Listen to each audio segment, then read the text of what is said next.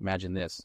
You're stranded in a desert, your throat is dry, and the sun is beating down on you. Suddenly, someone walks up and offers you a deal. You can either take a diamond worth $10,000 or a single bottle of water. Which one do you choose? Right now, the choice is obvious. Water is priceless when your life depends on it, but back in the city where water is everywhere, you'd probably pick the diamond without thinking twice. So here's the real question. Why is something as essential as water so cheap, while a shiny rock that serves no real purpose can cost millions? Welcome to one of the biggest paradoxes in economics, the diamond water paradox. And by the end of this video, you might never look at money, spending, or investing the same way again. In the 18th century, Adam Smith, the father of modern economics, noticed something strange. Water is crucial for survival, yet it's cheap. Diamonds are completely unnecessary for life, yet they're extremely expensive. This paradox puzzled economists for decades. It wasn't until Karl Menger, a leading Austrian economist in the late 19th century, that we got a clear answer. Menger introduced the concept of marginal utility, which explains why we value some things more than others, even if they're not essential. And when combined with the principle of scarcity, it solves the diamond water paradox.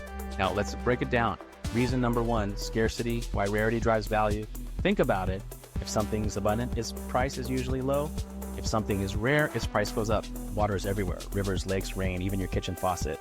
But diamonds, they're much harder to find. That's why a glass of water costs almost nothing, but a tiny diamond can be worth a fortune. Or at least that's what we're led to believe, because here's something most people don't know. Diamonds aren't actually as rare as you think.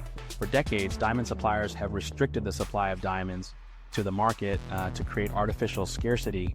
They don't sell all the diamonds they mine at once. Instead, they control the flow, making it seem like diamonds are rare, when in reality they're just being released strategically. In other words, diamonds don't naturally hold their high value.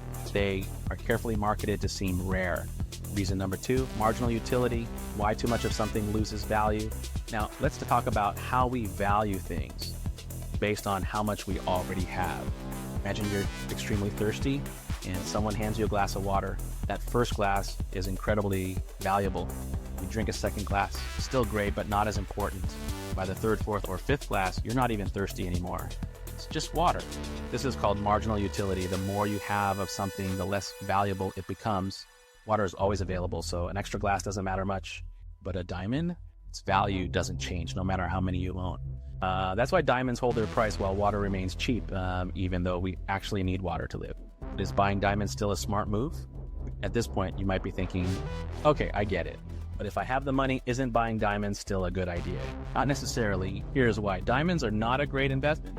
They're difficult to resell. You might buy them at a high price, but when you try to sell them, you often get much less. The market is controlled. Prices are influenced by marketing strategies, not just natural supply and demand. Are you buying for value or just to impress others? If you're financially set, buying diamonds might not be a big deal. But if you have to go into debt just to afford one, you're falling into a financial trap. What if instead of diamonds, you invested the money, $50,000 spent on diamonds? It just sits there. $50,000 invested in stocks, real estate, or businesses, that could turn into $1 million or more. Diamonds might be beautiful, but they won't make you wealthy.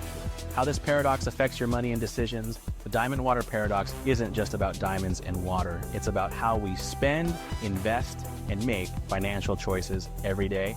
The luxury industry uses this against you. A Rolex doesn't tell time better than a cheap watch, but people pay more because they believe it's rare and exclusive. Companies create fake scarcity to manipulate prices. Limited edition sneakers, VIP memberships, one-time only offers. All of these make you feel like, if I don't buy it now, I'll never get another chance. Investing in market psychology, stocks, cryptocurrency, real estate, all go up in value when people believe they're limited. The fear of missing out, FOMO, makes people invest in things simply because they're perceived as rare. So what's the lesson? Don't buy something just because it's rare, and make sure it actually holds value. So now that you understand this paradox, has it changed the way you think about diamonds? Comment below and let's discuss. And if you found this video interesting, hit the like button. It really helps the channel. Subscribe to FinAlert for more mind-blowing insights about money, investing, and the economy.